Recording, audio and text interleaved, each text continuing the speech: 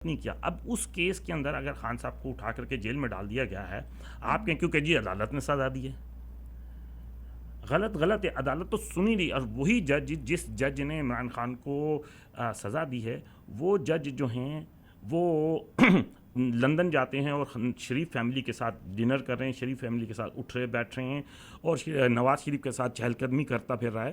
To P T I نے پہلے ہی کہا تھا ہمارے عمران خان کے وکیلوں نے کہ یہ آدمی بایاس ہے, یہ آلریڈی میرے اگینسٹ جو ہے ایک کریکٹ رکھتا ہے, تو آپ اس کو جج کو تبدیل کریں. مگر میں آپ کو بتا رہا ہوں کہ فیصلہ لکھوائے گئے تھے, اور فیصلے لکھوائے گئے تھے, سچویشن لکھی گئی. اب ہزاروں لوگوں کو اریسٹ کیا گیا.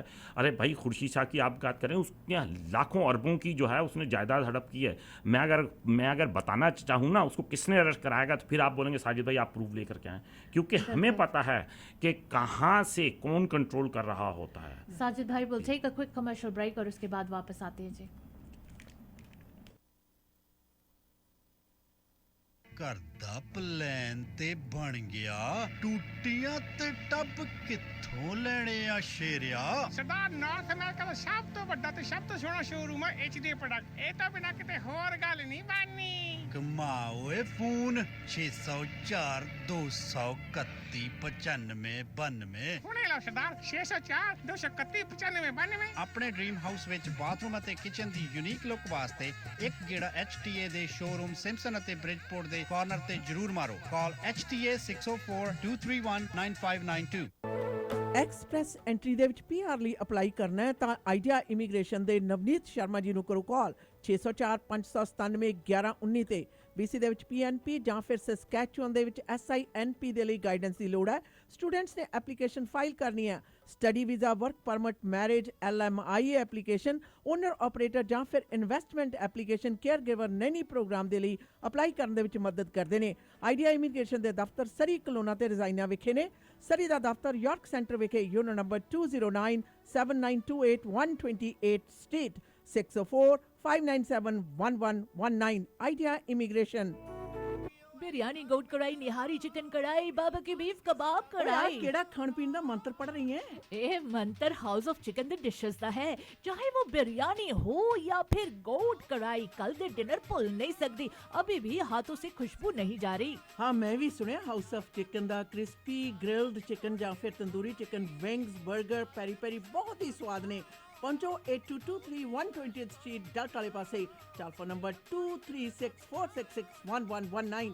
ਇੱਕ ਵਾਰੀ ਹਾਊਸ ਆਫ ਚਿਕਨ ਦੀ ਬਿਰਿਆਨੀ ਖਾਓਗੇ ਪਾਕਿਸਤਾਨ ਦੀ ਬਿਰਿਆਨੀ ਭੁੱਲ ਜਾਓਗੇ. House of chicken. House warming party ਤੇ ਸਾਰਿਆਂ ਦੇ ਨਿਗਾਹ ਘਰ ਦੇ ਬਲਾਈਂਡਸ ਵਾਲੀ ਸੀ. ਇਹਨਾਂ ਨੂੰ ਕੀ ਪਤਾ ਇਹ ਘਰ ਦੀ ਸਜਾਵਟ ਗ੍ਰੇਟ ਬਲਾਈਂਡਸ ਦਾ ਕਮਾਲ ਹੈ. ਗ੍ਰੇਟ ਬਲਾਈਂਡ ਦੇ ਮਾਡਰਨ ਡਿਜ਼ਾਈਨ ਦੀ ਬਹੁਤ ਜ਼ਿਆਦਾ ਵੱਡੀ ਸਿਲੈਕਸ਼ਨ ਦੇਖਣ ਤੇ ਖਰੀਦਣ ਦੇ ਲਈ ਇਕਲੌਤੇ ਸ਼ੋਰੂਮ ਦਾ ਪਤਾ ਹੈ ਯੂਰ ਨੰਬਰ 14 13478 78th ਐਵਨਿਊ 604 503 7007 ਤੇ ਕਰੋ ਕਾਲ. ਗ੍ਰੇਟ ਬਲਾਈਂਡ ਦੇ ਅਮਰੀਕਾ ਵਾਲੇ ਸ਼ੋਰੂਮ ਦਾ ਪਤਾ 3705 ਅਵਰਨ ਵੇ, ਅਵਰਨ, ਵਾਸ਼ਿੰਗਟਨ 253321 7007 ਜਾਂ greatblindscanada.com ਤੇ ਕਰੋ ਵਿਜ਼ਿਟ. ਘਰ ਜਿੱਥੇ ਮਰਜ਼ੀ ਲੋ ਪਰਦਾ ਗ੍ਰੇਟ ਬਲਾਈਂਡਸ ਤੋਂ ਹੀ ਲਵਾਓ. ਇਮੀਗ੍ਰੇਸ਼ਨ ਦੇ ਮਾਮਲੇ ਦੇ ਵਿੱਚ ਸਹੀ ਸਲਾਹ ਤੁਹਾਡੇ ਹਿੱਤ ਦੇ ਵਿੱਚ ਫੈਸਲੇ ਕਰਵਾਉਂਦੀ ਹੈ.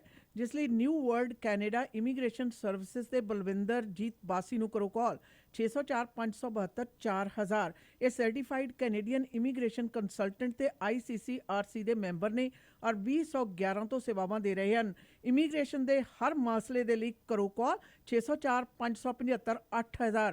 ਯੂਨਿਟ ਨੰਬਰ 403 83 18 120 ਸਟਰੀਟ ਸਰੀ ਜਾਂ ਵਿਜ਼ਿਟ ਕਰੋ www.newworldcanada.ca. ਕੱਕਾ ਖੱਕਾ ਗੱਗਾ ਖੱਗਾ ਘਰ. ਪਾਪਾ ਆਪਾਂ ਘਰ ਕਦੋਂ ਲਵਾਂਗੇ? ਇਹਨਾਂ ਨੇ ਘਰ ਕਿੱਥੇ ਲੈ ਕੇ ਦੇਣਾ ਹੈ? ਉਹ ਪੁੱਤਰਾ ਹੁਣ ਗੱਲ ਬਣ ਗਈ. ਮੈਂ ਪਲੈਨਟ ਗਰੁੱਪ ਰਿਐਲਿਟੀ ਦੇ ਮਨਦੀਪ ਸਿੰਘ ਢੁੱਡੀਕੇ ਨਾਲ ਗੱਲ ਕਰ ਲਈ ਹੈ. ਵਧੀਆ ਡੀਲ ਲੈ ਕੇ ਦੇਣਗੇ. ਕੰਸਟਰਕਸ਼ਨ ਅਤੇ ਰੈਨੋਵੇਸ਼ਨ ਦੀ ਸਿਰਦਰਦੀ ਤੋਂ ਵੀ ਬਚਾਂਗੇ. ਇਹਨਾਂ ਦੇ ਕੋਲ ਕੰਸਟਰਕਸ਼ਨ ਦਾ 15 ਸਾਲ ਦਾ ਤਜਰਬਾ ਹੈ. ਇਹਨਾਂ ਪਾਸ ਲੈਂਗਲੀ ਦੇ ਵਿੱਚ 1600 ਤੋਂ ਲੈ ਕੇ 2100 ਸਕੁਅਰ ਫੁੱਟ ਬਣੇ town home wheelchair accessible ਹਨ. ਚਾਹੇ ਤੁਸੀਂ ਐਲੀਵੇਟਰ ਵੀ ਲਗਵਾ ਸਕਦੇ ਹੋ. ਫਰਸਟ ਟਾਈਮ ਹੋਮ ਖਰੀਦਣਾ ਚਾਹੁੰਦੇ ਹੋ? ਅੱਜ ਹੀ ਗੱਲਬਾਤ ਕਰੋ. ਰੀਅਲ ਸਟੇਟ ਦੇ ਵਿੱਚ ਬੈਸਟ ਡੀਲ ਲੈਣ ਵਾਸਤੇ ਮਨਦੀਪ ਸਿੰਘ ਢੁੱਡੀਕੇ 604 716 8570 604 716 8570. ਮੀਟ ਦੀ ਵੈਰਾਈਟੀ ਹੋ ਸਕਦੀ ਹੈ, ਪਰ ਇੱਕ ਹੀ ਥਾਂ ਤੇ ਜਾਣਾ ਗੱਚਾ ਮੀਟ ਸ਼ਾਪ ਤੇ, ਜਿੱਥੋਂ ਕਿ ਫਰੈਸ਼ ਤੇ ਮੈਰੀਨੇਟਡ ਮੀਟ ਦੀ ਵੱਡੀ ਵੈਰਾਈਟੀ ਤੁਸੀਂ ਲੈ ਸਕਦੇ ਹੋ। ਵੈਜੀਟੇਰੀਅਨਸ ਲਈ ਵੈਜੀ ਪਨੀਰ ਟਿੱਕਾ ਤੇ ਹੋਰ ਵੀ ਬੜੀਆਂ ਆਈਟਮਸ ਨੇ। ਗੱਚਾ ਮੀਟ ਸ਼ਾਪ ਦੀਆਂ 18 ਲੋਕੇਸ਼ਨਸ ਤੇ ਜਾਓ। ਪਾਰਟੀ ਤੁਹਾਡੀ ਆਪਣੇ ਘਰ ਦੇ ਵਿੱਚ ਹੈ ਜਾਂ ਫਿਰ ਵੀਕਐਂਡ ਪਾਰਟੀ ਹੈ, ਇਕੱਠ ਹੈ, ਹਰ ਤਰ੍ਹਾਂ ਦਾ ਮੀਟ ਖਰੀਦਣਾ, ਜਾਓ 18 ਲੋਕੇਸ਼ਨਸ ਦੇ ਵਿੱਚ। ਔਰ ਨੇੜੇ ਦੀ ਲੋਕੇਸ਼ਨ ਦਾ ਪਤਾ ਜਾਣਨ ਦੇ ਲਈ ਗੱਚਾ ਮੀਟ ਸ਼ਾਪ ਤੇ ਤੁਸੀਂ ਵਿਜ਼ਿਟ ਵੀ ਕਰ ਸਕਦੇ ਹੋ। ਗੱਚਾ ਮੀਟ ਸ਼ਾਪ। ਭਰੋਸੇਯੋਗ ਸੇਵਾਵਾਂ ਲਈ ਆਪਣੀ ਕਮਿਊਨਿਟੀ ਦੀ ਆਪਣੀ ਫਾਰਮੇਸੀ ਫੈਮਿਲੀ ਕੇਅਰ ਫਾਰਮੇਸੀ। ਇੱਥੋਂ ਤੁਸੀਂ ਦਵਾਈਆਂ, vitamin, supplement, herbal medicine, Walker, wheelchair, breast pump ਦੇ ਨਾਲ ਮੈਕਸਿਮਮ ਕਵਰੇਜ ਹੀ ਨਹੀਂ ਬਲਕਿ ਫ੍ਰੀ ਡਿਲੀਵਰੀ ਤੇ ਬਲਿਸਟਰ ਪੈਕ ਵੀ ਦਿੰਦੇ ਨੇ। ਤੁਹਾਡੇ ਪਰਿਵਾਰ ਦੀਆਂ ਸਾਰੀਆਂ ਦਵਾਈਆਂ ਨਾਲ ਸੰਬੰਧਿਤ ਜ਼ਰੂਰਤਾਂ ਪੂਰੀਆਂ ਕਰਦੇ ਨੇ। ਸਵੇਰੇ 7 ਵਜੇ ਤੋਂ ਸ਼ਾਮ ਦੇ 8 ਵਜੇ ਤੱਕ ਆਪਣੀਆਂ ਤਿੰਨੋਂ ਲੋਕੇਸ਼ਨ ਤੇ 8925 Scott road, Delta 6045990211, 128 street and 96 avenue, 6045811900, 1539 Johnson road, White Rock. Family care pharmacy. शुक्र है डायरेक्ट फर्नीचर नवी था ते खुल गया। हाँ तो पूरे घर दा फर्नीचर में डायरेक्ट फर्नीचर तो लेके आओनी आ। ਲੈ ਗੋਲੀ ਕਿਹਦੀ ਤੇ ਗਹਿਣੇ ਕਿਹਦੇ, ਤੁਸੀਂ ਵੀ ਹੋ ਜਾਓ ਚਿੰਤਾ ਮੁਕਤ, ਕਿਉਂਕਿ ਤੁਹਾਡਾ ਮਨਪਸੰਦ ਡਾਇਰੈਕਟ ਫਰਨੀਚਰ ਹੁਣ ਸਰੀ ਦੇ ਗੜ 12743 80th ਐਵਨਿਊ ਨਵੀਂ ਥਾਂ ਤੇ ਖੁੱਲ ਚੁੱਕਾ ਹੈ।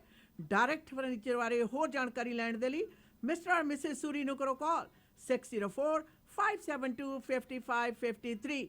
Direct furniture. रोजाना खबरों विच assault, sexual assault, theft, driving offences ते होर बड़े क्रिमिनल एक्टिविटीज बारे सुनदे हां। ਕਈ ਵਾਰੀ ਗਊਮਾਰ ਹੋ ਜਾਂਦੀ ਹੈ, ਚਾਲਬਾਜ਼ ਲੋਕ ਸਾਊ ਬੰਦੇ ਨੂੰ ਫਸਾ ਦਿੰਦੇ ਨੇ ਤੇ ਨਾਲੇ ਕ੍ਰਿਮੀਨਲ ਚਾਰजेस ਲਗਵਾ ਦਿੰਦੇ ਨੇ। अगर तुसी भी क्रिमिनल चार्जेस का सामना कर रहे हो तो नौजवान वकील जो 4 province BC, Alberta, Manitoba, Ontario विच गुंझलदार केसेस जित्ते हन, क्रिमिनल लॉयर गगन नाहल।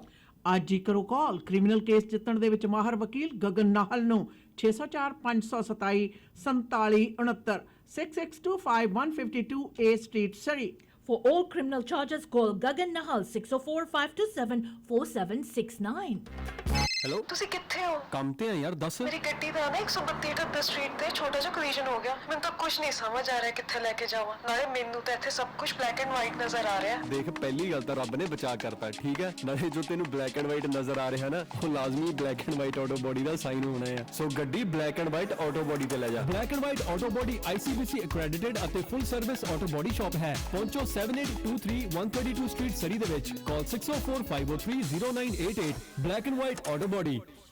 कल सारे बड़े खुश सी। होना क्यों नहीं खुश, पेट जो उनके खुश थे बानीज कढ़ाई वाला के डिशेस के साथ।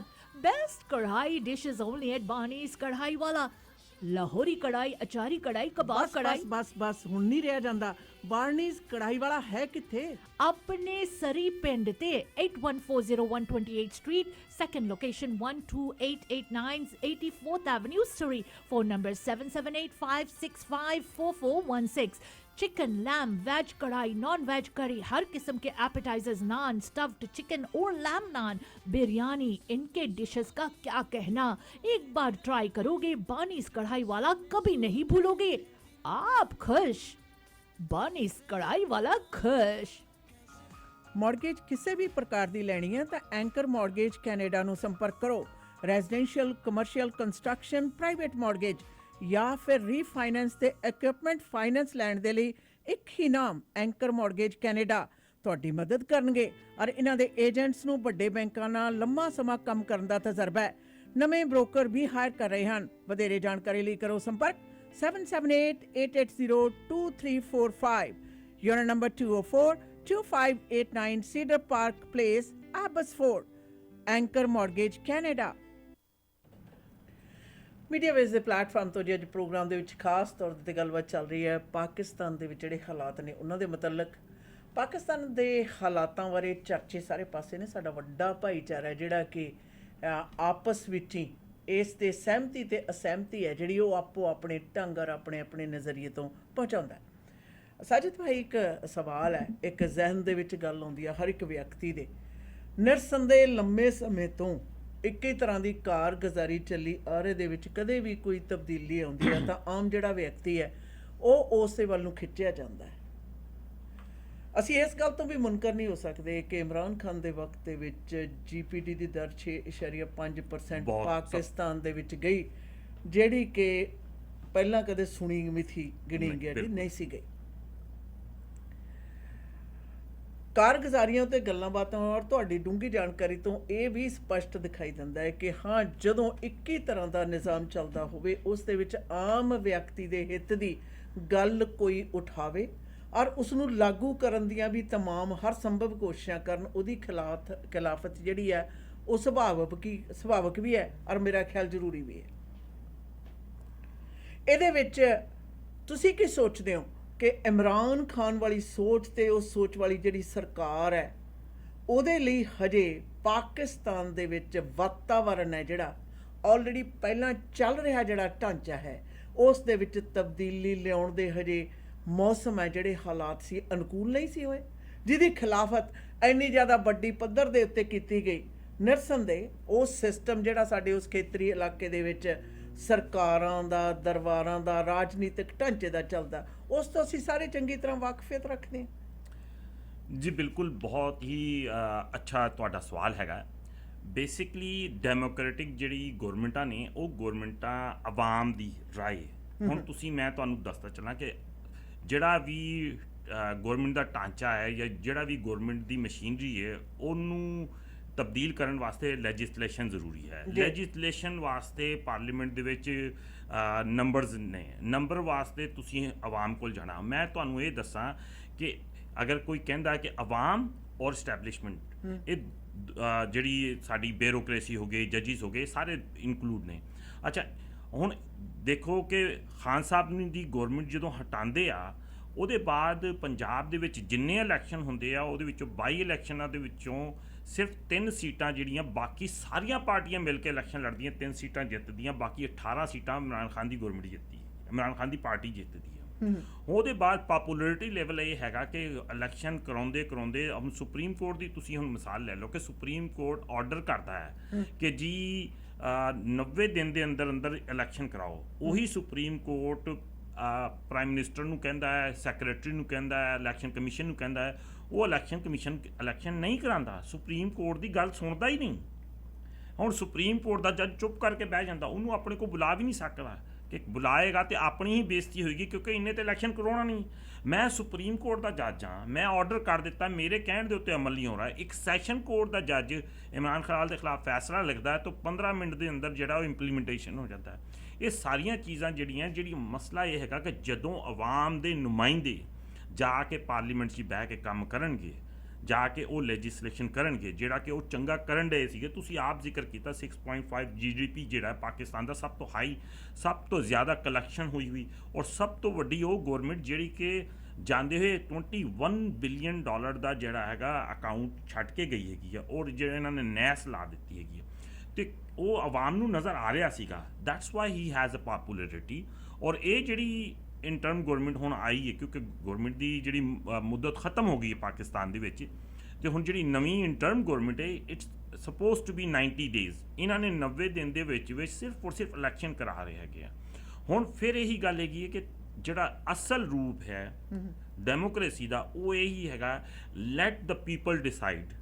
ਆਵਾਮ ਨੂੰ ਡਿਸਾਈਡ ਕਰਨ ਦਿਓ ਉਹਨਾਂ ਨੂੰ ਕਿਹੋ ਜਿਹਾ ਲੀਡਰ ਚਾਹੀਦਾ ਹੈ, ਉਹਨਾਂ ਨੂੰ ਕਿਹੋ ਜਿਹੀ ਗੌਰਮੈਂਟ ਚਾਹੀਦੀ ਹੈਗੀ। ਉਹਨਾਂ ਨੇ ਹੁਣ ਇਹ ਸਾਰੇ ਸੈਂਪਲ ਵੇਖ ਰਹੇ ਨੇ, ਉਹਨਾਂ ਨੇ ਹਰ ਪਾਰਟੀ ਵੇਖ ਲਈ ਹੈ, ਹਰ ਪਾਰਟੀ ਦੇਖਣ ਦੇ ਬਾਅਦ ਉਹਨਾਂ ਨੇ ਹਰ ਪਾਰਟੀ ਦੀ ਕਾਰਕਰਦਗੀ ਦੇਖ ਲਈ ਹੈ, ਤੇ ਲੈਟ them ਡਿਸਾਈਡ। ਤੇ ਤੁਸੀਂ ਕਿਉਂ ਉੱਤੇ ਬਹਿ ਕੇ ਇਹ ਕਹਿੰਦੇ ਹੋ ਕਿ ਜੀ ਇਹਨੂੰ ਮਾਈਨਸ ਕਰ ਦਿਓ, इमरान खान नहीं आ सकता पार्टी से। अच्छा, फिर एक और आशियाना जी, आप इस्टेब्लिशमेंट के बारे में बताते चलूँ कि इस्टेब्लिशमेंट, मैं एक बावला या पागल नहीं हूँ कि जो मैं अकेला इस्टेब्लिशमेंट की बात कर रहा हूँ। अगर आपको मैं 100 क्लिप पाकिस्तान टीवी के भेजूँ जिसमें कि नामवर पाकिस्तानी जो न्यूज़ एंकर्स हैं, नामवर पाकिस्तानी जो जर्नलिस्ट हैं, जो कि पिछले 30-35 सालों से टीवी पे बैठ के, और जिन्होंने यंग जवानी में शुरू की थी, आज पोते पोतियों वाले हैं, वो सब के सब जब टीवी के ऊपर बैठ करके बात कर रहे होते हैं तो वो धड़ल्ले से बात कर रहे होते हैं, वो किसी इदारे का नाम नहीं लेते। वो कहते हैं कि जी इस्टेब्लिशमेंट ने इमरान खान को माइनस कर दिया, इस्टेब्लिशमेंट नहीं चाहती कि इमरान खान की हुकूमत में, इस्टेब्लिशमेंट के इनके ताल्लुकात अच्छे नहीं थे, इस्टेब्लिशमेंट के साथ इनकी दूरियां हो गई, इस्टेब्लिशमेंट के साथ इनका ये हो गया। ये इस्टेब्लिशमेंट का लफ्ज़ हम सुन रहे हैं। फिर हाँ, हमारे दोस्त बताएंगे इस्टेब्लिशमेंट कौन सी चिड़िया है भाई। इसके साथ जो हुकूमत है उसके ताल्लुकात सिर्फ अवाम के साथ होते हैं। कोई इदारा, पार्लियामेंट से ऊपर नहीं है, कोई इदारा अवाम से ऊपर नहीं है। अगर आप कॉन्स्टिट्यूशन पढ़ें पाकिस्तान का, कॉन्स्टिट्यूशन में जो है अवाम जो है वो पाकिस्तान है, वो आइन बनाती है। किस तरह बनाती है? वो कॉन्स्टिट्यूशन के जरिए बनाती है। कॉन्स्टिट्यूशन जो बनाती है वो पार्लियामेंट के जरिए बनाती है। अब पार्लियामेंट में उनका हक है।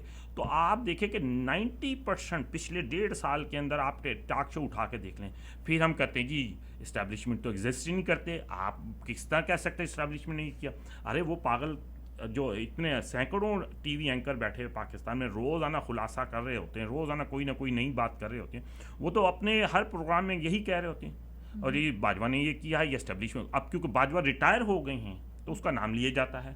जब तक वो रिटायर नहीं था उससे पहले ये कहा जाता था कि ये इमरान खान के ताल्लुकात इस्टेब्लिशमेंट से आजकल ठीक नहीं है, इस्टेब्लिशमेंट ये नहीं चाहती, इस्टेब्लिशमेंट वो नहीं चाहती। तो इस्टेब्लिशमेंट एग्जिस्ट करती है, मान लो। दे इंटरफेयरिंग। अगर आपने इंटरफेयर करना है और आप एग्जिस्ट करते हैं तो खुदा के वास्ते दल्ले के साथ आप ये the back of the scene से हट करके सामने आए, टेक द कंट्रोल।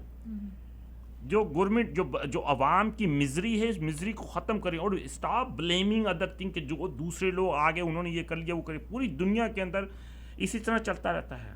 पूरी दुनिया में हमारे से नीचे भी हमारा 105वां नंबर है जस्टिस के अंदर।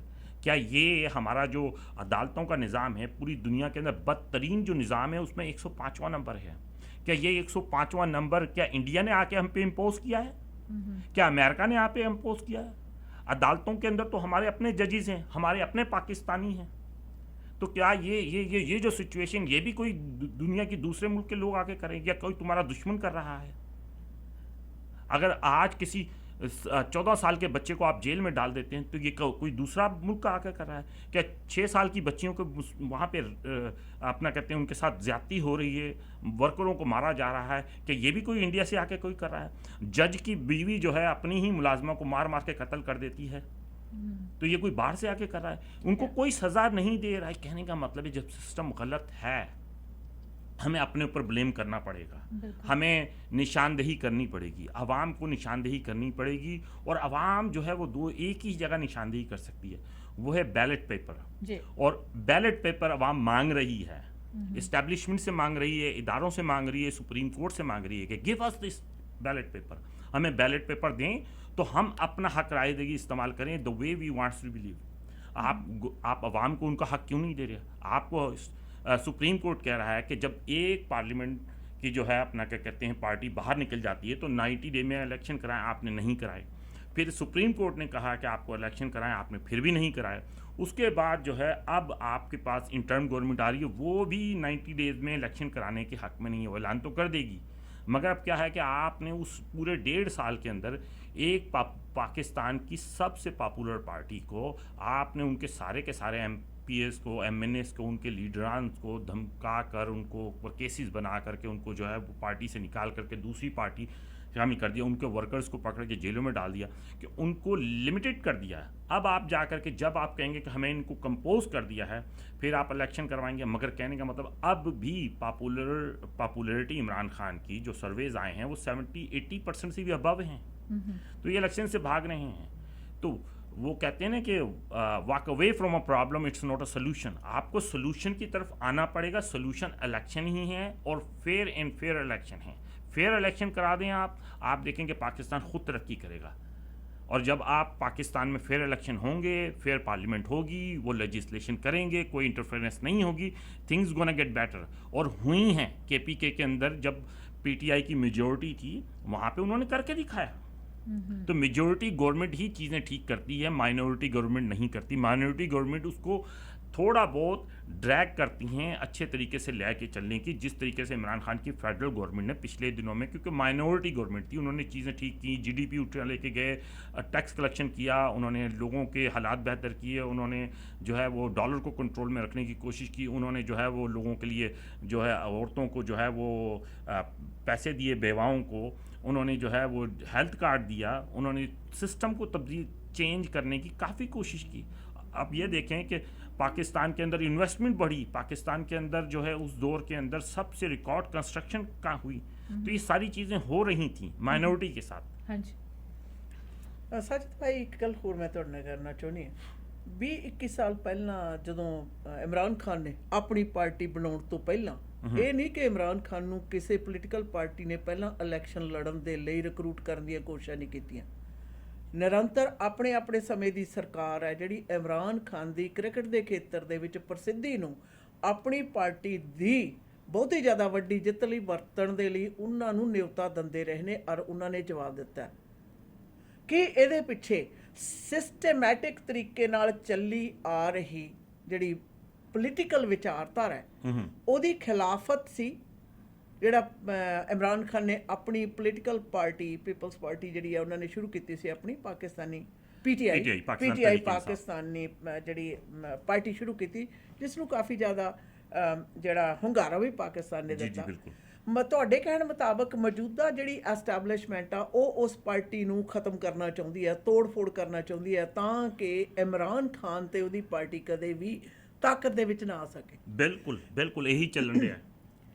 ਕੀ ਤੁਹਾਡੀ ਸਮਝ ਮੁਤਾਬਕ ਉਹ ਲੋਕ ਕਿ ਜਿਹੜੇ ਪੀਟੀਆਈ ਦੇ ਸਮਰਥਕ ਰਹੇ ਨੇ ਜਾਂ ਆਮ ਪਬਲਿਕ ਹੈ, ਉਹ ਅਗਾਊਂ ਸਮਿਆਂ ਦੇ ਵਿੱਚ ਇਲੈਕਸ਼ਨ ਜੇ ਹੁੰਦੀ ਹੈ ਉਹਦੇ ਵਿੱਚ ਪੀਟੀਆਈ ਦੀ ਕੀ ਮੌਜੂਦਗੀ ਰਹੇਗੀ ਜਾਂ ਨਹੀਂ, ਤਾਂ ਕਿ ਉਦੋਂ ਤੱਕ ਪੀਟੀਆਈ ਨੂੰ ਤੈਸ਼ ਨੈਸ਼ ਤੇ ਖਤਮ ਕੀਤਾ ਜਾ ਚੁੱਕਿਆ ਹੋਵੇਗਾ? ਇਹਨਾਂ ਨੇ ਤੇ ਆਪਣੀ ਪੂਰੀ ਕੋਸ਼ਿਸ਼ ਕਰ ਲਈ ਹੈ ਔਰ ਕਰਨ ਵੀ ਡਏ ਨੇ। ਇਸ ਵੇਲੇ ਵੀ ਪੀਟੀਆਈ ਦੇ ਕੋਈ 70 ਤੋਂ ਜ਼ਿਆਦਾ ਜਿਹੜੇ ਐਮਪੀਜ਼ ਨੇ, ਵਰਕਰਜ਼ ਨੇ, ਜਿਹੜੇ ਕਿ ਲੇਡੀਜ਼ ਵਰਕਰਜ਼ ਨੇ, ਉਹ ਜੇਲ੍ਹਾਂ ਦੇ ਵਿੱਚ ਨੇ। ਉਹਨਾਂ ਦੇ ਉੱਤੇ ਜਿਹੜੇ ਕੋਈ ਕੇਸ ਅਜੇ ਪ੍ਰੂਵ ਨਹੀਂ ਹੈ, ਨਾ ਕੇਸ ਚਲਾਇਆ ਜਾ ਰਿਹਾ। ਜਦੋਂ ਉਹ ਐਲਾਨ ਕਰ ਦਿੰਦੇ ਆ ਕਿ ਮੈਂ ਇਸ ਪਾਰਟੀ ਤੋਂ ਨਿਕਲ ਰਿਹਾ, ਮੈਂ ਹੁਣ ਪੋਲੀਟਿਕਸ ਨਹੀਂ ਕਰ ਰਹੀ ਹਾਂ, ਉਹਨੂੰ ਅਗਲੇ ਦਿਨ ਹੀ ਛੱਡ ਦਿੱਤਾ ਜਾਂਦਾ। ਬਾਕਾਇਦਾ ਅਦਾਲਤ ਦੇ ਵਿੱਚ ਬੈਠਾ ਹੋਇਆ ਜੱਜ ਸ਼ਹਿਰੀਆਰ ਆਫਰੀਦੀ, ਇਹਦਾ ਰੀਸੈਂਟ ਕੇਸ ਹੈਗਾ ਕਿ ਇਹਦੀ ਅਦਾਲਤ ਦੇ ਵਿੱਚ ਜੱਜ ਉਹਨੂੰ ਕਹਿੰਦਾ ਚਲਾ ਜਾ ਬਾਹਰ ਜਾ ਕੇ ਪ੍ਰੈਸ ਕਾਨਫਰੰਸ ਕਰ ਲਾ। ਪ੍ਰੈਸ ਕਾਨਫਰੰਸ ਦਾ ਮਤਲਬ ਹੈਗਾ ਕਿ ਜਾ ਕੇ ਐਲਾਨ ਕਰ ਦੇ ਤੂੰ ਇਸ ਪਾਰਟੀ ਕੀ ਨਹੀਂ ਹੈ, ਤਾਂ ਤੂੰ ਬਰੀ ਹੋ ਜਾ। ਅਸਦ ਉਮਰ ਨੂੰ ਕਿਹਾ ਗਿਆ ਕਿ ਤੂੰ ਇਸ ਪਾਰਟੀ ਤੋਂ ਛੱਡ ਦੇ, ਅਲੀ ਜ਼ੈਦੀ ਨੂੰ ਕਿਹਾ ਗਿਆ ਇਸ ਪਾਰਟੀ ਨੂੰ ਛੱਡ ਦੇ। ਤਾਂ ਬਾਕੀ ਸਾਰਿਆਂ ਲੋਕਾਂ ਨੂੰ ਜਿਹੜਾ ਹੈਗਾ ਉਹਨਾਂ ਨੂੰ ਕਿਹਾ ਪਾਰਟੀ ਛੱਡ ਦੇਣ। ਪਾਰਟੀ ਦੇ ਵਰਕਰਸ ਜਿਹੜੇ ਨੇ, ਜਿਹੜੇ ਯੂਨੀਅਨ ਕੌਂਸਲ ਲੈਵਲ ਦੇ ਵਰਕਰ ਨੇ, ਉਹਨਾਂ ਨੂੰ ਜੇਲ੍ਹਾਂ 'ਚ ਰੱਖਿਆ ਹੋਇਆ, ਉਹ ਆਪਣੇ ਘਰ ਵਿੱਚ ਨਹੀਂ ਗਏ। ਮੈਂ ਆਪ ਇਹੋ ਜਿਹੇ ਬੰਦਿਆਂ ਨੂੰ ਜਾਣਦਾ, ਕੋਈ 40-50 ਜਿਹੜੇ ਕਿ ਡਿਸਟ੍ਰਿਕਟ ਦੇ ਲੈਵਲ ਦੇ ਪੋਲੀਟੀਸ਼ੀਅਨ ਨੇ ਸਾਡੇ, ਉਹ ਆਪਣੇ ਘਰਾਂ 'ਚ ਨਹੀਂ ਹੈ, ਉਹ ਲੁੱਕੇ ਬੈਠੇ ਨੇ ਕਿ ਕੁਝ ਜਦੋਂ ਵੀ ਉਹ ਵਾਪਸ ਆਏ ਉਹਨੂੰ ਫੜ ਲਿਆ ਜਾਏਗਾ। ਅਤੇ ਬੇਸਿਕਲੀ ਪਾਕਿਸਤਾਨ ਪੀਟੀਆਈ ਤਹਿਰੀਕ ਇਨਸਾਫ ਦੀ ਜਿਹੜੀ ਪਾਰਟੀ ਹੈ ਉਹਦਾ ਇਨਫਰਾਸਟਰਕਚਰ ਤੋੜਿਆ ਜਾ ਰਿਹਾ, ਉਹਦੇ ਲੋਕਾਂ ਨੂੰ ਹਟਾਇਆ ਜਾ ਰਿਹਾ ਕਿ ਉਸ ਵੇਲੇ ਤਿੱਕਰ ਇਹਨਾਂ ਨੇ ਇਲੈਕਸ਼ਨ ਨਹੀਂ ਕਰਾਉਣੇ ਜਿਸ ਵੇਲੇ ਤਿੱਕਰ ਪਾਕਿਸਤਾਨ ਪੀਟੀਆਈ ਦੀ ਜਿਹੜੀ ਪਾਰਟੀ ਖਤਮ ਨਾ ਜਾਓ। ਅੱਛਾ, ਪਾਕਿਸਤਾਨ ਦੇ ਵਿੱਚ, ਇੰਡੀਆ ਦੇ ਵਿੱਚ ਇਲੈਕਸ਼ਨ ਦਾ ਸਭ ਤੋਂ, ਮੈਂ ਜਾਂਦਾ ਰਿਹਾ, ਮੈਂ ਪਾਕਿਸਤਾਨ ਬਾਕਾਇਦਾ ਮੈਂ 35 ਸਾਲਾਂ ਤੋਂ ਇੱਥੇ ਹੈਗਾ, ਮਗਰ ਮੈਂ ਪਾਕਿਸਤਾਨ ਬਹੁਤ ਜ਼ਿਆਦਾ ਆਉਣਾ ਚਾਹੁੰਦਾ। ਔਰ ਮੈਂ ਉੱਥੇ ਜਾ ਕੇ 2 ਸਾਲ ਪੋਲੀਟੀਕਲ ਵਰਕ ਕੀ ਕੀਤਾ, ਮੈਂ ਇਲੈਕਸ਼ਨਾਂ ਦੇ ਵਿੱਚ ਹੈਲਪ ਵੀ ਕੀਤੀ, ਇਲੈਕਸ਼ਨ ਜਿਹੜੇ ਉੱਥੇ ਵਿੱਚ ਮੈਂ ਪੋਲਿੰਗ ਏਜੰਟ ਵੀ ਰਿਹਾ, ਸਾਰਾ ਕੁਝ। ਪਾਕਿਸਤਾਨ ਦੇ ਵਿੱਚ ਇਲੈਕਸ਼ਨ ਨੂੰ ਸਾਂਭਣਾ, ਲੋਕਾਂ ਨੂੰ ਬਾਹਰ ਕੱਢਣਾ, ਇਲੈਕਸ਼ਨ ਦਾ ਰਿਜ਼ਲਟ ਲੈਣਾ, ਰਿਜ਼ਲਟ ਲੈ ਕੇ ਉਹਦੇ ਸਿਗਨੇਚਰ ਡਾਕੂਮੈਂਟ ਇਕੱਠੇ ਕਰਕੇ ਆਪਣੀ ਵਿਕਟਰੀ ਨੂੰ ਲਿਜਾ ਕੇ ਬਾਕਾਇਦਾ ਸਿਗਨੇਚਰ ਕਰਾ ਕੇ ਇੱਕ ਬਹੁਤ ਵੱਡਾ ਮਾਰਕਾ ਹੈ। ਉਸ ਮਾਰਕੇ ਵਾਸਤੇ ਤੁਹਾਨੂੰ ਇੱਕ ਬਹੁਤ ਵੱਡੀ ਟੀਮ ਚਾਹੀਦੀ ਹੁੰਦੀ ਹੈਗੀ।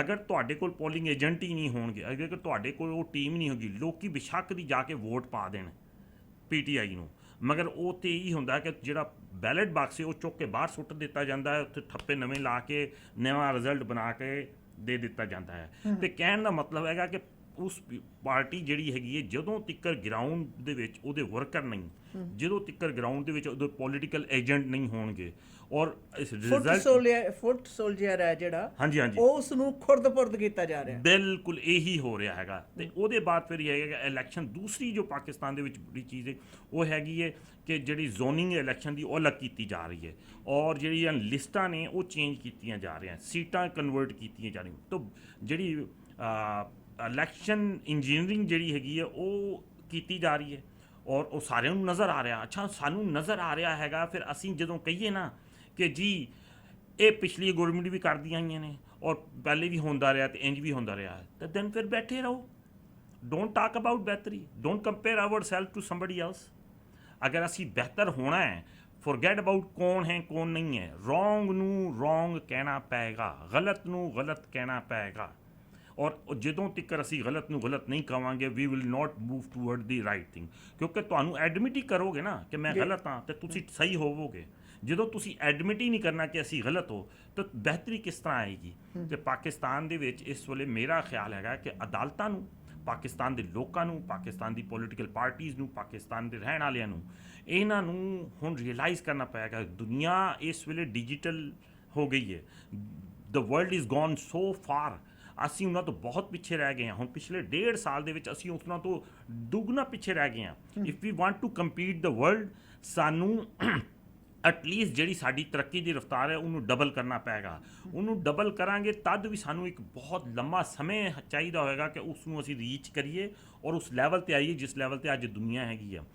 ਇਹ ਮੁਸ਼ਕਿਲ ਨਹੀਂ ਹੈ, ਇਹ ਸਿਰਫ ਔਰ ਸਿਰਫ ਅਡਾਪਟ ਕਰਨਾ ਹੈ ਕਿ ਅਸੀਂ ਕਰਨੇ ਕਿ ਪਾਕਿਸਤਾਨ 'ਚ ਕੋਈ ਕਾਨੂੰਨ ਆਉਂਦਾ ਹੈ। ਹੁਣ ਤੁਸੀਂ ਦੇਖੋ ਕਿ 9 ਮਈ ਦਾ ਇੱਕ ਵਾਕਿਆ ਸਨੀ ਜਾਂ ਜਿਹਦੇ ਵਿੱਚ ਅਜੇ ਤੱਕ ਕਰਕੇ ਕਲਪ੍ਰਿਟ ਨਹੀਂ ਫੜੇ ਗਏ ਜਿਨ੍ਹਾਂ ਨੇ ਉਹ ਸਾਰਾ ਕੁਝ ਕੀਤਾ ਹੈ। ਉਹਨਾਂ ਦੀ ਕਈ ਇਹੋ ਜਿਹੇ ਲੋਕ ਨੇ ਜਿਨ੍ਹਾਂ ਦੀ ਤਸਵੀਰਾਂ ਨੇ ਜਿਹੜਾ ਕਿ ਬਾਕਾਇਦਾ ਲੋਕਾਂ ਨੂੰ ਉਕਸਾ ਰਹੇ ਨੇ ਕਿ ਜੀ ਆਓ ਆ ਕੇ ਇਹ ਜਗ੍ਹਾ ਜਲਾ ਦਿਓ, ਆਓ ਆ ਕੇ ਇਹ ਜਗ੍ਹਾ ਜਲਾ ਦਿਓ। ਉਹਨਾਂ ਨੂੰ ਨਹੀਂ ਫੜਿਆ ਗਿਆ। ਉਹਨਾਂ ਦੀ ਤਸਵੀਰਾਂ ਨੇ ਸਭ ਕੁਝ, ਉਹ ਕਿੱਥੋਂ ਦੇ ਸਨ, ਕਿਉਂ ਆਏ ਸਨ, ਕਿਹੜੀ ਅਦਾਲਤ ਤੋਂ ਤਾਲੁਕ ਰੱਖਦੇ ਸਨ, ਉਹ ਇੱਕ ਸਵਾਲੀਆ ਨਿਸ਼ਾਨ ਹੈ ਗੌਰਮੈਂਟ ਦੇ ਉੱਤੇ। ਅੱਛਾ, ਉਹ ਪਾਕਿਸਤਾਨ 'ਚ ਇੱਕ ਨਵੀਂ ਚੀਜ਼ ਆ ਗਈ ਹੈ ਕਿ ਜੀ ਜਿਹੜੇ ਕਿਸੇ ਨੇ ਵੀ ਚੁੱਕਣਾ ਹੁੰਦਾ ਉਹਨੂੰ ਕਹਿੰਦੇ ਉਹਨੂੰ ਨਾ, ਹੁਣ ਪੁਲਿਸ ਦੇ ਕੋਲ ਨਵੀਂ ਚੀਜ਼ ਆ ਗਈ ਹਥਿਆਰ ਰਿਸ਼ਵਤ ਲੈਣ ਦਾ। ਕਿਸੇ ਬੰਦੇ ਨੂੰ ਗਏ ਕਿਸੇ ਮਹੱਲੇ ਦੇ ਵਿੱਚ ਅਗਰ ਕਿਸੇ ਪਾਰਟੀ ਨਾਲ PTI ਨਾਲ ਤਾਲੁਕ ਰੱਖਦਾ ਜਾਂ ਕੋਈ ਉਹਨੂੰ ਚੁੱਕ ਕੇ ਲਿਜਾ ਕੇ ਬੰਦ ਕਰ ਦੇਣਗੇ, ਕਹਿੰਗੇ ਤੈਨੂੰ 9 ਮਈ ਦੇ ਵਾਕੇ 'ਚ ਪਾ ਦੇਵਾਂਗੇ, ਅਦਰਵਾਈਜ਼ 2 ਲੱਖ ਦੇ 3 ਲੱਖ ਦੇ। ਹਰ ਇੱਕ ਬੰਦੇ ਨੂੰ ਫੜ ਕੇ ਜਿਹੜਾ ਹੈ ਹੁਣ ਡਿਫਰੈਂਟ ਹੈ ਪਾਕਿਸਤਾਨ 'ਚ। ਹੁਣ ਕੀ ਹੈ ਕਿ ਇਸ ਪੁਲਿਸ ਜਿਹੜੀ ਨਿਜ਼ਾਮ ਹੈ ਇਤਨਾ ਕੋਈ ਕਰਪਟ ਹੋ ਚੁੱਕਿਆ ਹੈਗਾ ਕਿ ਹਰ ਪੁਲਿਸ ਦੇ ਇਦਾਰੇ ਨੂੰ ਪਤਾ ਹੁੰਦਾ ਹੈਗਾ ਕਿਹੜੀ ਜਗ੍ਹਾ ਕਿਹੜੀ ਥਾਂ ਦੇ ਵਿੱਚ ਕੀ ਬਣਨ ਡਿਆ ਹੈਗਾ, ਕਿਹੜੀ ਜਗ੍ਹਾ ਦੇ ਉੱਤੇ ਕਿਹੜੀ ਕਰਪਸ਼ਨ ਹੋ ਰਹੀ ਹੈ, ਕਿਹੜੀ ਜਗ੍ਹਾ 'ਤੇ ਗਲਤ ਚੀਜ਼ਾਂ ਬੜੀ। ਹੁਣ ਤੁਸੀਂ ਇਹ ਦੇਖੋ ਕਿ DC ਹੈ ਪਾਕਿਸਤਾਨ, ਕਰਾਚੀ ਦਾ ਸ਼ਹਿਰ ਦਾ ਮੈਂ ਲੈ ਲਓ, ਆਈ ਬਿਲੋਂਗ ਟੂ ਕਰਾਚੀ। ਕਰਾਚੀ ਦੇ ਵਿੱਚ 6-7 ਡਿਸਟ੍ਰਿਕਟਸ ਹੋ ਗਈਆਂ ਨੇ। एक डिस्ट्रिक्ट में 36 यूनियन काउंसिल हैं, किसी में 24 यूनियन काउंसिल्स हैं।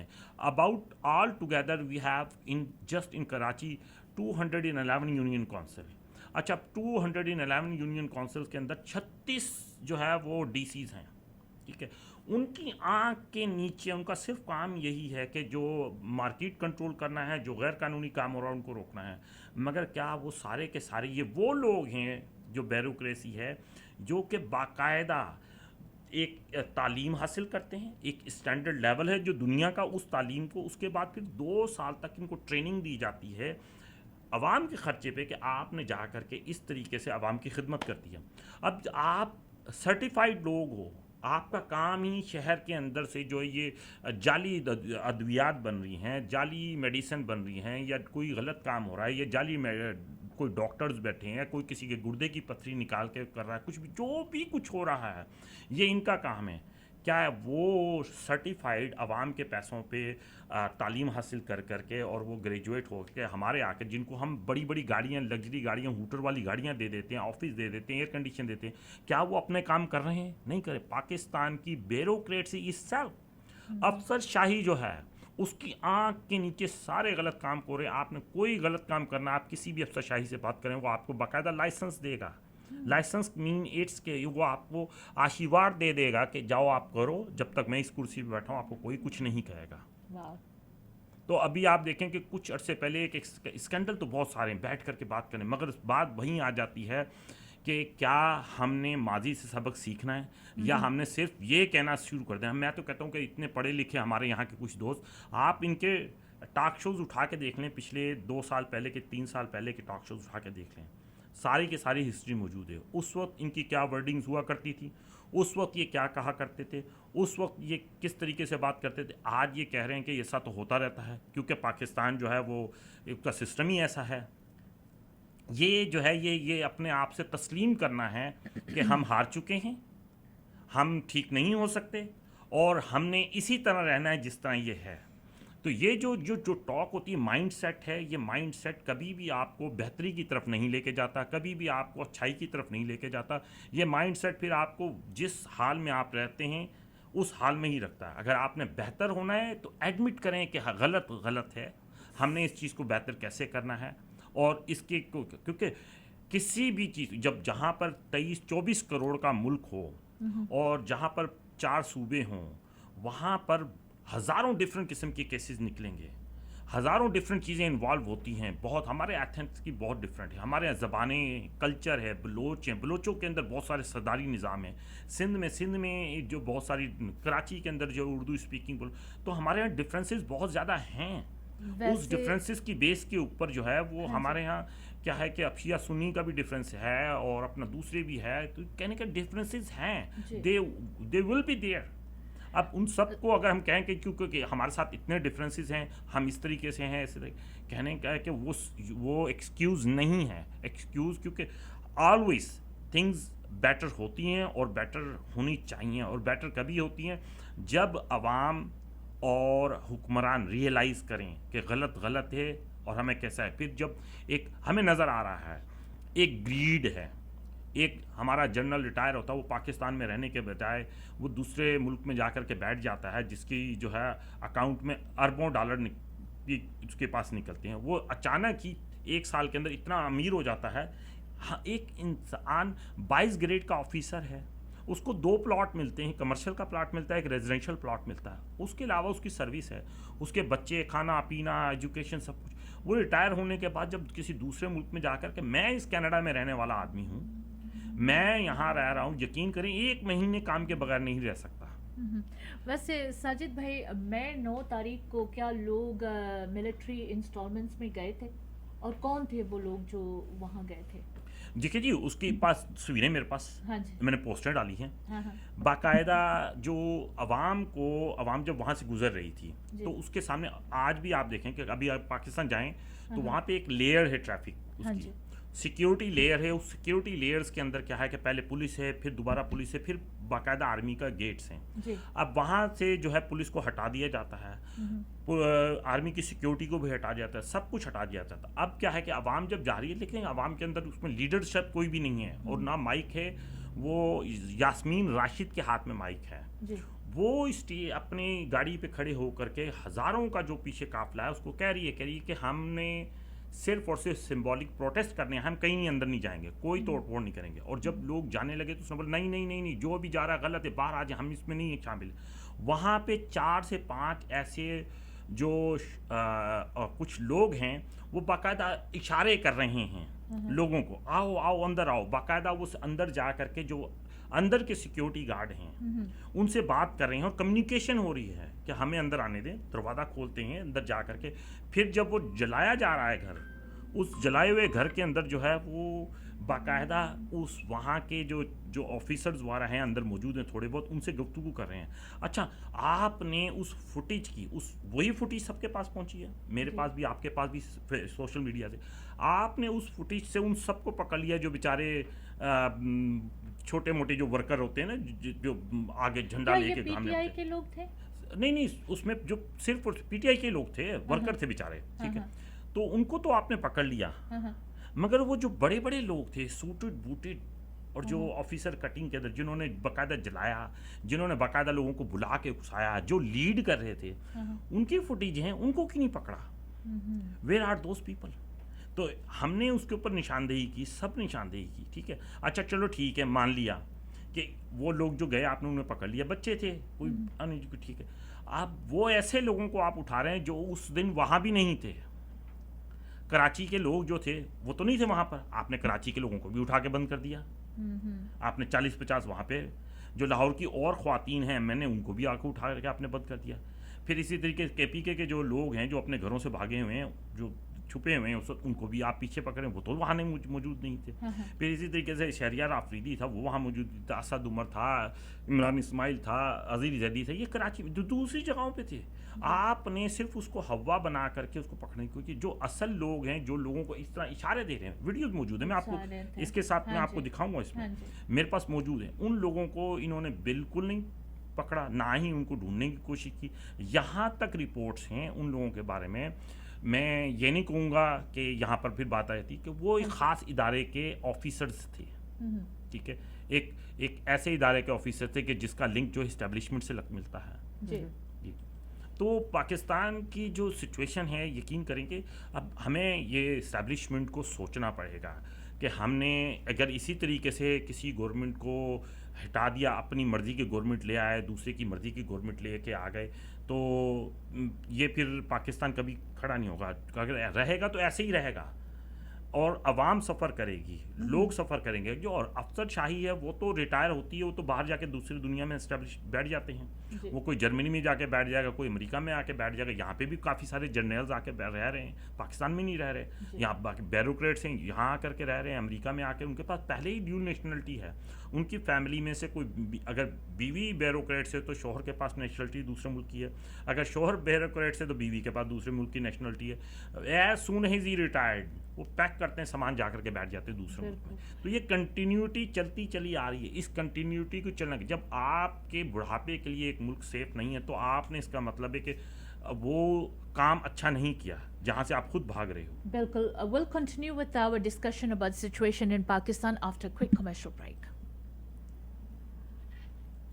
ਭੈਣ ਜੀ ਘਰ ਬਹੁਤ ਸੋਹਣਾ ਹੈ ਪਰ ਅੰਦਰੋਂ ਤਾਂ ਲਿਸ਼ਕਾ ਮਾਰਦਾ ਲੱਗਦਾ ਪੂਰਾ ਘਰ ਰੈਨੋਵੇਟ ਕਰਵਾਇਆ। ਨਾ ਜੀ ਨਾ, ਇਹ ਸਾਰਾ ਕਮਾਲ ਤਾਂ ਪੈਰਾਮਾਉਂਟ ਕਾਰਪੈਟ ਕਲੀਨਿੰਗ ਦੇ ਮਾਨ ਸਾਹਿਬ ਦਾ ਹੈ ਔਰ ਇਹਨਾਂ ਪਾਸ heavy duty truck mount steam cleaning system ਹੈ। ਇਸੇ ਕਰਕੇ ਕਾਰਪੈਟ ਕਲੀਨਿੰਗ ਤੋਂ ਲੈ ਕੇ ਅਪਹੋਲਸਟਰੀ, ਮੈਟਰੈਸ ਕਲੀਨਿੰਗ ਦੇ ਨਾਲ ਨਾਲ ਡਕ ਕਲੀਨਿੰਗ ਤੇ ਫਰਨੈਸ ਕਲੀਨਿੰਗ ਕਰਦੇ ਆ। ਹੋਰ ਸੁਣੋ, ਟਾਇਲ ਤੇ ਗਰਾਊਟ ਕਲੀਨਿੰਗ ਕਰਕੇ ਫਲੋਰ ਟਾਇਲਸ ਤੇ ਕਿਚਨ ਵਾਸ਼ਰੂਮ ਟਾਇਲਸ ਨੂੰ ਸਟੀਮ ਕਲੀਨਿੰਗ ਦੇ ਨਾਲ ਨਵੀਆਂ ਨਕੋਰ ਬਣਾ ਦਿੱਤਾ। Commercial building, offices, banquet hall ਦੇ ਵਿੱਚ ਵੀ ਸੇਵਾਵਾਂ ਦੇਣ ਦੇ ਮਾਹਰ ਮਾਨ ਸਾਹਿਬ ਨੂੰ ਕਰੋ ਕਾਲ 6048613600 ਪੈਰਾਮਾਉਂਟ ਕਾਰਪੈਟ ਕਲੀਨਿੰਗ। ਓਹੋ, ਰਾਤ ਦੇ 2 ਵੱਜ ਗਏ, ਭੁੱਖ ਨਾਲ ਢਿੱਡ 'ਚ ਚੂਹੇ ਦੌੜਦੇ ਨੇ। ਚੱਲ ਇਹਨਾਂ ਨੂੰ ਵੀ ਖਿਲਾ ਪਿਲਾ ਦਿੰਨੇ ਆ। ਪਾਇਲ ਬਿਜ਼ਨਸ ਸੈਂਟਰ 'ਚ ਪਾਇਲ ਚਾਟ ਹਾਊਸ 24 ਆਵਰ ਖੁੱਲ੍ਹਦੇ ਨੇ। ਸਵੇਰੇ 4 ਵਜੇ ਤੋਂ ਲੈ ਕੇ 11 ਵਜੇ ਤੱਕ ਹਰ ਤਰ੍ਹਾਂ ਦੇ ਪਰੌਂਠਿਆਂ ਦਾ ਮਨੋ ਆਨੰਦ। ਬਾਕੀ 24 ਘੰਟੇ ਹਰ ਤਰ੍ਹਾਂ ਦੇ ਤੰਦੂਰੀ, ਵੈਜ, ਨਾਨ ਵੈਜ ਖਾਣੇ ਆਰਡਰ ਕਰੋ ਜਾਂ ਫਿਰ ਬੈਠ ਕੇ ਖਾਓ। 6045961990। ਪਾਇਲ ਚਾਟ ਹਾਊਸ ਆਉਣ ਲੱਗੇ ਬਿੱਟੂ ਲਈ ਗੋਟ ਮੀਟ ਵੀ ਲੈ ਆਵਾਂਗੇ। ਹੋਰ ਤਾਂ ਹੋਰ, ਪਾਰਟ ਤੇ 100 ਬੰਦੇ ਤੱਕ ਦੀ ਕੇਟਰਿੰਗ ਘਰ ਜਾ ਕੇ ਤੰਦੂਰ ਲਾ ਕੇ ਕਰਦੇ ਨੇ। ਅੱਜ ਹੀ ਕਰੋ ਕੇਟਰਿੰਗ ਬੁੱਕ 6045187444 ਪਾਇਲ ਚਾਟ ਹਾਊਸ। ਮਿੱਤਰਾਂ ਦੇ ਫੰਕਸ਼ਨ ਤੇ ਰਾਤੀ ਲੱਗੀਆਂ ਮਹਿਫਲਾਂ, ਰਿਫਲੈਕਸ਼ਨ ਬੈਂਕਟ ਹਾਲ ਤੇ ਨਾਰੇ। Reflection Banquet and Convention Center, a new and best hall in Surrey. Modern, elegant, top class, big patios ke saath, best food, lots of variety. You want to give the best to your guests? Party book karo Reflection Banquet and Convention Center te 604-618-5114 6638-152 A Street, Surrey. Reflection Banquet and Convention Center. Plan Insurance ਕੋਲੋਂ ਲਓ life insurance ਤੇ super visa insurance ਦੀਆਂ best options. ਇੱਕ claim ਆਉਣ ਦੀ ਸੂਰਤ ਵਿੱਚ ਤੁਹਾਨੂੰ step ਬਾय step guide ਵੀ ਕਰਦੇ ਹਾਂ। ਜੇ ਤੁਸੀਂ ਵਿਜ਼ਿਟਰ ਜਾਂ ਸੁਪਰ ਵੀਜ਼ਾ ਇੰਸ਼ੋਰੈਂਸ ਦਾ ਕੋਟ ਲੈਣਾ ਹੈ ਤਾਂ ਤੁਸੀਂ ਇਹਨਾਂ ਨੂੰ ਸਿਰਫ ਵਿਜ਼ਿਟਰ ਦੇ ਏਜ ਟੈਕਸ ਕਰੋ 6043632200 ਤੇ ਇਹ ਮਿੰਟਾਂ ਵਿੱਚ ਤੁਹਾਨੂੰ ਸਾਰੀਆਂ ਮੇਜਰ ਕੰਪਨੀਆਂ ਦੇ ਕੋਟ ਭੇਜ ਦੇਣਗੇ। ABC ਅਲਬਰਟਾ ਦੇ ਨਾਲ ਟੋਰਾਂਟੋ ਵਿੱਚ ਵੀ ਸਰਵਿਸ ਪ੍ਰੋਵਾਈਡ ਕਰਵਾਉਂਦੇ ਹਾਂ। ਸਹੀ ਇੰਸ਼ੋਰੈਂਸ ਪਲਾਨ ਡਿਜ਼ਾਈਨ ਕਰਵਾਉਣ ਲਈ ਕਾਲ ਕਰੋ ਪਲਾਨ ਇੰਸ਼ੋਰੈਂਸ ਦੇ ਅਮਰਿੰਦਰ ਨੱਡਾ ਨੂੰ 6043632200 604-363-2200 or visit planinsurance.ca। ਘਰ ਖਰੀਦਣਾ ਚਾਹੁੰਦੇ ਹੋ ਜਾਂ ਘਰ ਵੇਚਣਾ ਚਾਹੁੰਦੇ ਹੋ? ਫਾਈਨ ਪ੍ਰਿੰਟਸ ਨੂੰ ਪੜ੍ਹਨਾ ਤੇ ਸਮਝਣਾ ਅਤਿਅੰਤ ਜ਼ਰੂਰੀ ਹੈ। ये सिर्फ और सिर्फ भरोसेमंद रियल्टर ही कर सकते हैं। घर बेचन दा मन बनाया या घर खरीदना चाहते हो, सही ते भरोसेयोग सलाह दे लई कॉल करो 30 साल दा तजुर्बा रखन वाली रियल्टर कुलजीत कौर नू।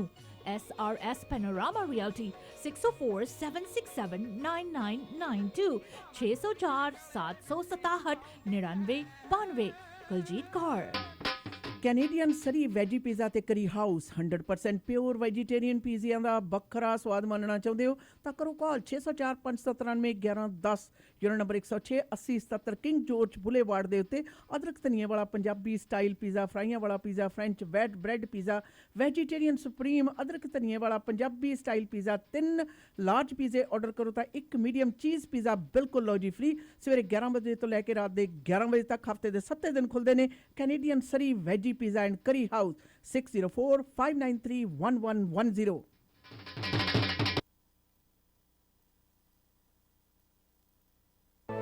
ਐਕਸਪ੍ਰੈਸ ਐਂਟਰੀ ਦੇ ਵਿੱਚ ਪੀਆਰ ਲਈ ਅਪਲਾਈ ਕਰਨਾ ਹੈ ਤਾਂ ਆਈਡੀਆ ਇਮੀਗ੍ਰੇਸ਼ਨ ਦੇ ਨਵਨੀਤ ਸ਼ਰਮਾ ਜੀ ਨੂੰ ਕਰੋ ਕਾਲ 604 597 1119 ਤੇ BC ਦੇ ਵਿੱਚ PNP ਜਾਂ ਫਿਰ ਸਸਕੈਚੁਅਨ ਦੇ ਵਿੱਚ SINP ਦੇ ਲਈ ਗਾਈਡੈਂਸ ਦੀ ਲੋੜ ਹੈ।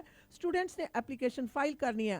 Study visa, work permit, marriage, LMIA application, owner operator ਜਾਂ ਫਿਰ investment application, caregiver nanny program ਦੇ ਲਈ ਅਪਲਾਈ ਕਰਨ ਦੇ ਵਿੱਚ ਮਦਦ ਕਰਦੇ ਨੇ। ਆਈਡੀਆ ਇਮੀਗ੍ਰੇਸ਼ਨ ਦੇ ਦਫ਼ਤਰ ਸਰੀ ਕਲੋਨਾ ਤੇ ਰਜ਼ਾਈਨਾ ਵਿਖੇ ਨੇ। ਸਰੀ ਦਾ ਦਫ਼ਤਰ ਯਾਰਕ ਸੈਂਟਰ ਵਿਖੇ unit number 2097928 street 604-597-1119 idea immigration. Media ਵੇਜ ਦੇ ਪਲੇਟਫਾਰਮ ਤੋਂ ਜੀ ਪ੍ਰੋਗਰਾਮ ਦੇ ਵਿੱਚ ਅੱਜ ਖਾਸ ਤੌਰ ਦੇ ਤੇ ਪਾਕਿਸਤਾਨ ਦੇ ਹਾਲਾਤਾਂ ਬਾਰੇ ਗੱਲਬਾਤ ਚੱਲ ਰਹੀ ਹੈ। ਆ ਸਟੂਡੀਓ ਦੇ ਵਿੱਚ ਪਾਸੇ ਸਾਡੇ ਪਾਸ ਮਹਿਮਾਨ ਵੀ ਪਹੁੰਚੇ ਸਾਜਿਦ ਭਾਈ ਔਰ ਪ੍ਰੋਗਰਾਮ ਦੇ ਵਿੱਚ ਤੁਸੀਂ ਵੀ ਸ਼ਾਮਲ ਹੋ ਸਕਦੇ ਹੋ 604-449-4444 ਦੇ ਉੱਤੇ ਆਪਣੇ ਜਿਹੜੇ ਵਿਚਾਰ ਨੇ ਉਹਨਾਂ ਨੂੰ ਪ੍ਰਗਟਾ ਸਕਦੇ ਹੋ। ਖਾਸ ਕਰਕੇ ਇਮਰਾਨ ਖਾਨ ਹੋਰਾਂ ਦੇ ਸੰਬੰਧ ਦੇ ਵਿੱਚ ਕਾਫੀ ਲੰਮੀਆਂ ਚੌੜੀਆਂ ਗੱਲਾਂ ਹੋਈਆਂ ਨੇ। ਸਾਡੇ ਪਾਸ ਕਾਲਰ ਨੇ साजिद भाई ते देखते हैं वो की कहते मीडिया वेव्स। हेलो जी, हेलो, अस्सलाम वालेकुम जी। हमारे वैंकूवर के अनदर मीडिया पर्सनालिटी जो दिल अपना पाकिस्तान के जर्नलिस्ट और वो कहते हैं ना कि वैंकूवर की जान, दिल अपना पाकिस्तान। शुक्रिया बहुत बहुत। हाँ आपका इंट्रोडक्शन हमेशा बहुत अच्छा होता है आशियाना जी। हाँ जी। और कुलजीत बहन जी और साजिद भाई, thank you very much for taking me online. हाँ जी, क्या कहना चाहेंगे आज आप पाकिस्तान के सिचुएशन के बारे में?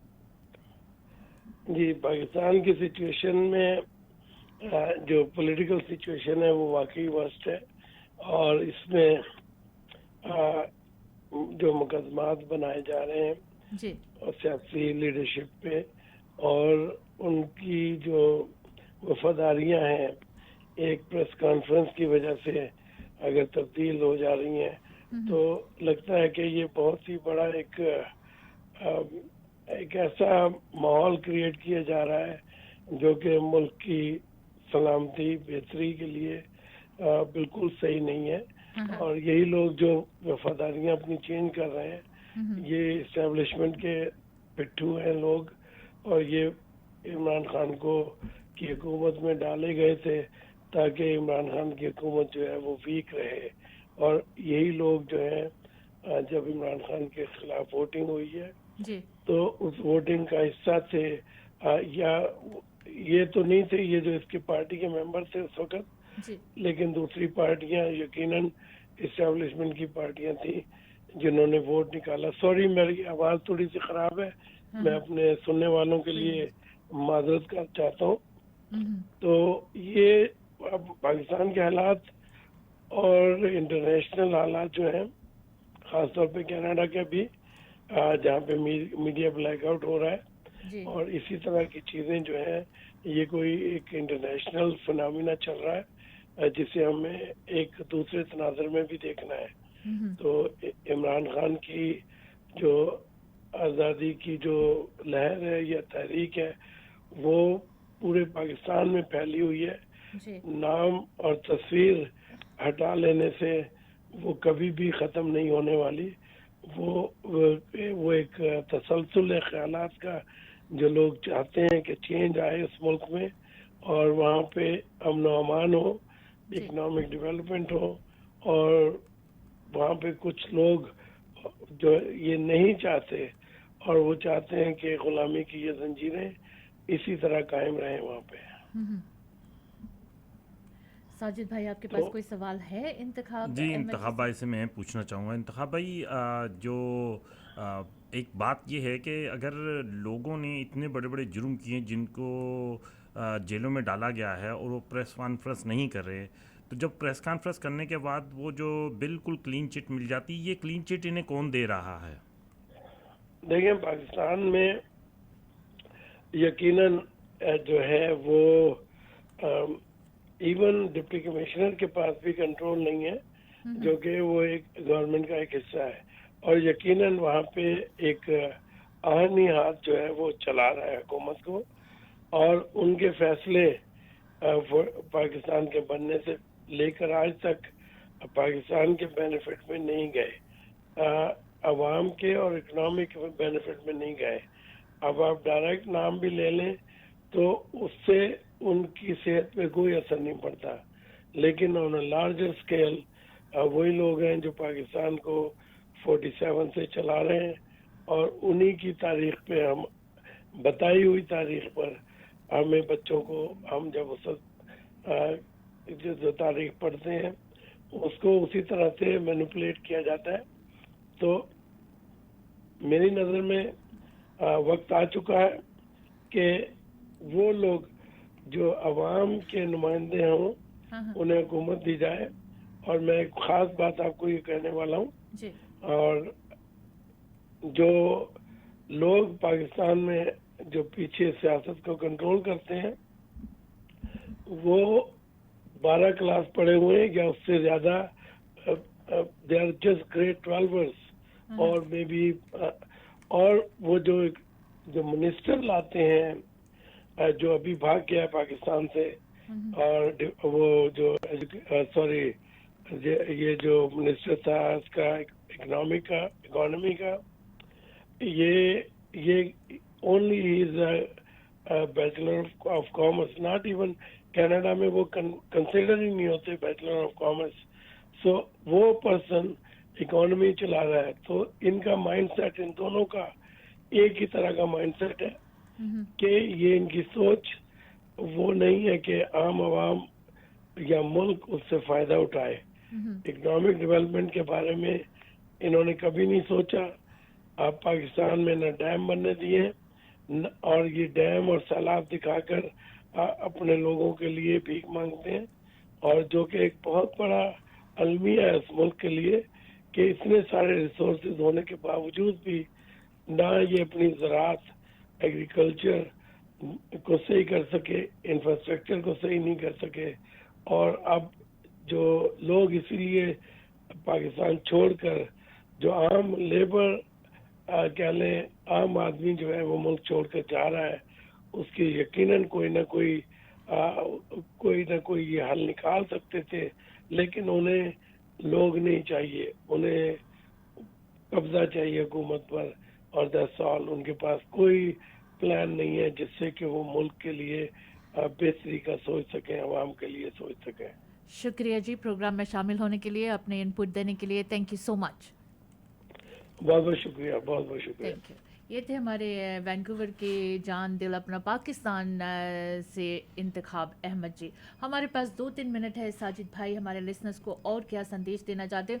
ये एक पहला शो हमने सिचुएशन ऑफ पाकिस्तान के बारे में किया है, और मेरी गुजारिश होगी आपसे भी और हमारे लिसनर्स से भी कि पाकिस्तान के हालात जो भी है वो हमारे प्लेटफॉर्म से ज़रूर डिस्कस किया जाए, और आइंदा भी कई प्रोग्राम्स हम लेकर आएंगे। जी इंशाल्लाह ज़रूर। मैं और भी हमारे बहुत सारे ऐसे दोस्त हैं जो कि पाकिस्तान की सिचुएशन के ऊपर बहुत इन्फॉर्मेशन रखते हैं, नॉलेज रखते हैं, मुझसे ज़्यादा रखते होंगे, तो वो भी आएँ, आपको कॉल करें, और वो भी आपकी जो है प्रोग्राम का हिस्सा बन सकते हैं अगर उनके पास कोई बेहतर नॉलेज है, और पाकिस्तान के लिए और आवाम के लिए और दुनिया की कहीं पे लोगों की खिदमत हो सकती है, तो ज़रूर उन्हें आगे आना चाहिए।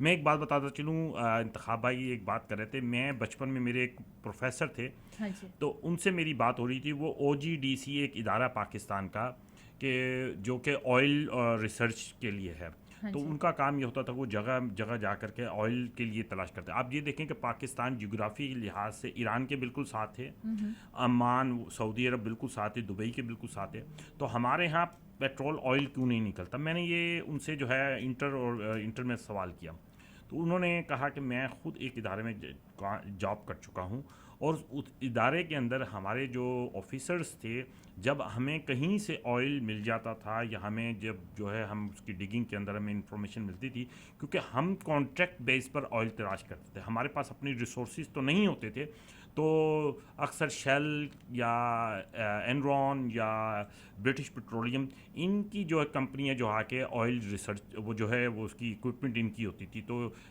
हम पर जो सुपीरियर ये लोग होते थे, कहता था कि हमारे पास इतना ऑयल निकलता था, वो फिर जब उसको ये कह करके उस फाइल को बंद कर दिया जाता था हमारे ऑफिसर्स को या गवर्नमेंट की तरफ दबाव डाल करके कि ये यहाँ पर जितना भी ऑयल अगर निकलेगा तो वो इतना ही निकलेगा कि आपको बैलेंस रहेगा, कि आपको फ़ायदा नहीं होगा इससे, तो वो कुएँ बंद करवा दिए, जो कि बिल्कुल झूठ होते थे। ऑयल भी होता था क्योंकि हमारे जो नेबरिंग कंट्रीज़ थी वो उनकी ताल्लुकात वो जो है अपना कहते हैं ओपेक में भी हैं, वो उसमें भी हैं, वो ऑयल को कंट्रोल कर रही हैं, ऑयल मार्केट को कंट्रोल कर रही हैं। वो नहीं चाहते थे कि पाकिस्तान जो है वो एक ऑयल इंडस्ट्री के तौर पे जो है ऊपर आए और पाकिस्तान से भी ऑयल निकले, तो वो बिल्कुल कह के चले जाते थे कि यहाँ से अब ऑयल नहीं निकल सकता, यहाँ पे ऑयल उतना है नहीं।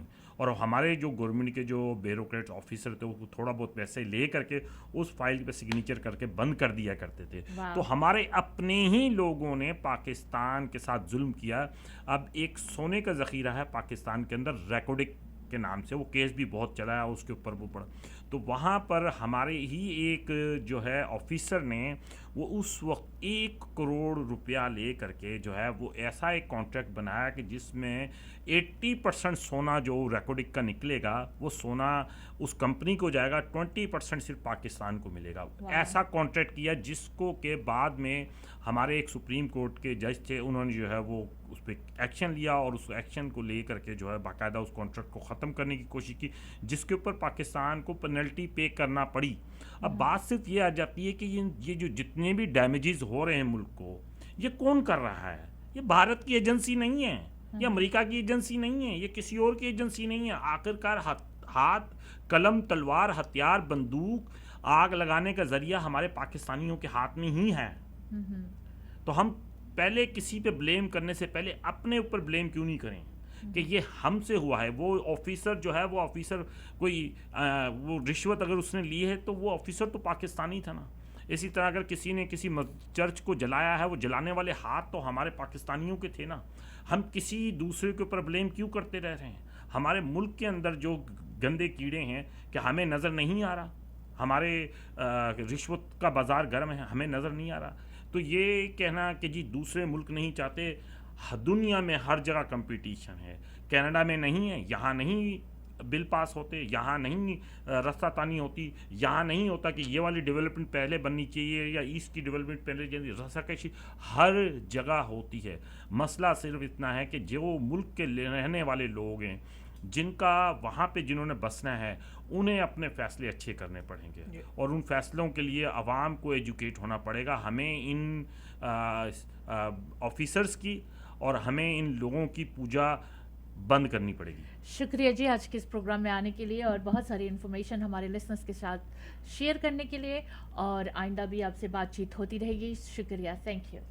ਪ੍ਰੋਗਰਾਮ ਦੇ ਵਿੱਚ ਸਮਾਂ ਸਾਂਝਾ ਕਰਨ ਲਈ ਜੀ ਤੁਹਾਡਾ ਸਾਰਿਆਂ ਦਾ ਬਹੁਤ ਬਹੁਤ ਧੰਨਵਾਦ।